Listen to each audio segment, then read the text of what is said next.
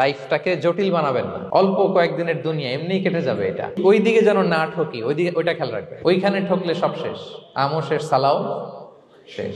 ওইখানে যেন ঠকে না যায়, এটা খেয়াল রাখতে হবে। তাহলে প্রথম ফ্যাক্টর হচ্ছে সুখী সমৃদ্ধ জীবনের will make our life simple.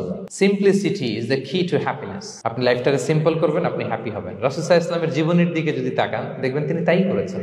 সুবহানাল্লাহ। সহিহ মুসলিমের একটা হাদিস শোনাই আপনাদেরকে।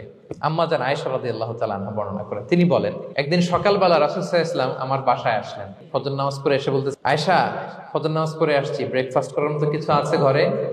ইয়া রাসূলুল্লাহ, কিছু নাই। নাই? ঠিক আছে, আম ফাস্টিং, যাও আমি রোজা রাখলাম, রোজার নিয়ত করলাম।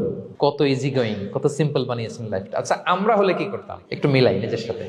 সাধারণত আমরা যেটা করতাম, আমরা অনেকে রেগে যেতাম। প্রিয় ভাইরা, ঘরে কিছু নাই মানে তুমি আগে জানাবা না আমাকে? হ্যাঁ, গত রাতে বললে তো কিছু নিয়ে আসতে পারতাম। সাধারণত এইভাবেই তো রিয়েক্ট করি আমরা, আগে জানাবা না কেন, আগে বলো নাই, রেগে যেতাম। অথবা বলতাম, আচ্ছা ঠিক আছে, এখন যে একটা কিছু ব্যবস্থা করি, দেখি কিছু পাওয়া যায় কিনা। এরকম অনেক ওয়ে খুঁজতাম। কিন্তু রাসূল সাল্লাল্লাহু আলাইহি ওয়াসাল্লাম এই কোনো অপশন না নিয়ে বললেন, okay, there is no food for breakfast, I'm gonna fast ফাইন্নী সাইম। ঠিক আছে, খাবার যখন নাই, আমি রোজাই রেখে দিলাম। সুবহানাল্লাহ।